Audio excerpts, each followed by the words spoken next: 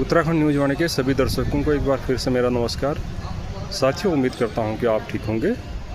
तो दोस्तों, जैसे आप देख रहे हैं, पिछले दिनों जो हेमकुंड साहिब गुरुद्वारे के रूट पे जो हमारा कर्णप्रयाग पड़ाव पड़ता है, वहां पे जिस तरीके से निहंग भक्तगणों और लोकल व्यापारियों में झड़प हुई, उसका असर फिर नगरासू गुरुद्वारे में और फिर पांवटा साहिब के पास जो उत्तराखंड और हिमाचल का बॉर्डर है, वहाँ पर जिस तरीके से पंजाब के निहंग ग्रुप आए और फिर उत्तराखंड पुलिस और आईटीबीपी डिप्लॉय करनी पड़ी। तो ये सब चीज़ें चल रही हैं जो दोनों राज्यों के लिए और दोनों राज्यों के लोगों के लिए ठीक नहीं है। इससे पहले हमने देखा कि किस तरीके से हरियाणा के आए पर्यटकों के साथ ऋषिकेश में जो भी घटना हुई, वो गंगा किनारे मदिरा पान कर रहे थे, उसके बाद लोकल लोगों में जो भी झड़प हुई, उसके बाद सोशल मीडिया पर तरह तरह की बयानबाजी हुई दोनों तरफ से, और दिल्ली एयरपोर्ट पर भी कुछ जो उत्तराखंड के टैक्सी ड्राइवर हैं उनके साथ अभद्रता हुई। तो क्या है कि अगर किसी भी राज्य में किसी के साथ कुछ भी हो रहा था, उसका इम्पैक्ट दोनों तरफ से होता है और आम आदमी तक वो इम्पैक्ट जाता है। तो जो भी घटना हुई, ये कर्णप्रयाग की जो नगरासू की जो भी हो रही है, तो वो कहीं से भी समाज के लिए ठीक नहीं है, देश प्रदेश के लिए भी ठीक नहीं है। लेकिन सबसे पहली बात है कि हमें अपने उत्तराखंड सरकार को इस बारे में सोचने की ज़रूरत है, क्योंकि मेरा मानना है कभी भी कोई दिक्कत है, कुछ परेशानी होती है, सबसे पहले हम अपने घर को देखने की ज़रूरत है। अगर हम अपना घर ठीक करेंगे तभी हम दूसरे को भी बोल सकते हैं आप भी ठीक हो जाइए।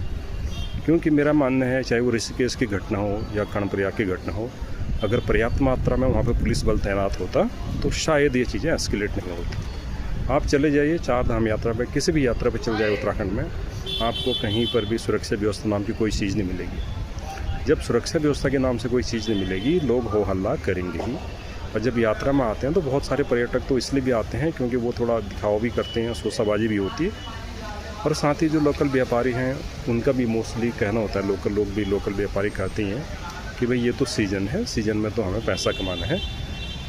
ये सिर्फ कर्णप्रयाग की घटना की बात नहीं, मैं ओवरऑल बता रहा हूँ, क्योंकि आप जाएंगे तो 20 रुपये की बिस्लरी की बोतल आपको 30-40 रुपये की मिलती है।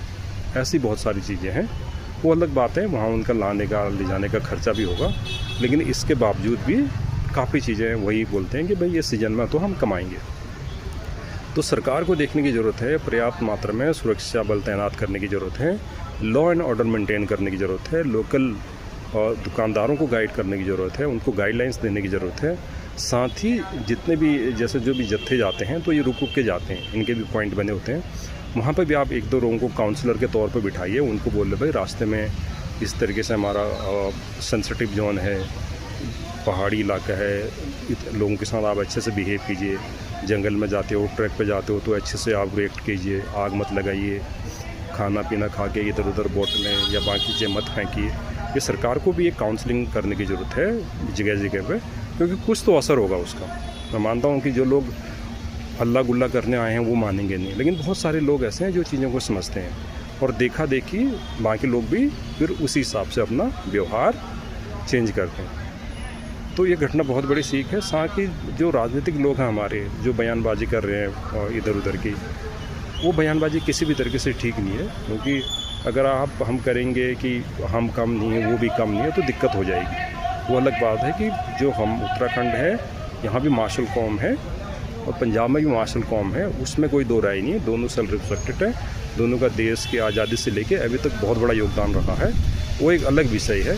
लेकिन अभी हमें सबसे पहले अपने घर को स्वच्छ करने की ज़रूरत है। तो उत्तराखंड सरकार को सोचने की ज़रूरत है कि किस तरीके से हम लॉ एंड ऑर्डर और सुरक्षा व्यवस्था बनाए रखें। मुझे नहीं लगता कि हमारे पूरे उत्तराखंड में जो पुलिस बल की है संख्या है 20-25 हज़ार से ज़्यादा होगी, ये भी शायद मैं ज़्यादा बोल रहा हूँ। लेकिन आप पुलिस बल तैनात कीजिए। आप अगर नॉर्मल टाइम पे है, आप 2-3 महीने के लिए आप लोकल लोगों को, यूथ को ले लीजिए, उनको ठीक पैसा दीजिए, महीने के 20-25 हज़ार रुपये दीजिए उनको, ठीक है। वो अपना रास्ते में जो भी हैं उनको, दुकानदारों को भी समझाएं, जो भी कानून व्यवस्था बनानी है उसमें अपनी भागीदारी करें। तो अगर इस तरीके से चीज़ें करेंगे तो शायद ये घटनाएँ कम होंगी। और आजकल सोशल मीडिया का ज़माना है, एक छोटी सी भी घटना होती है तो बहुत बढ़ चढ़ के चली जाती है।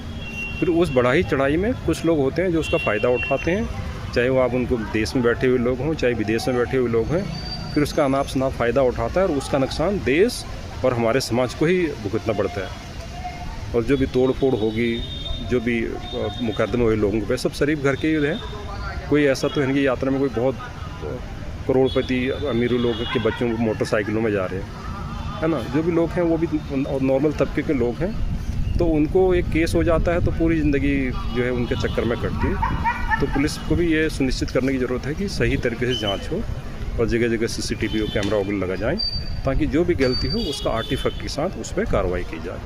Thank you.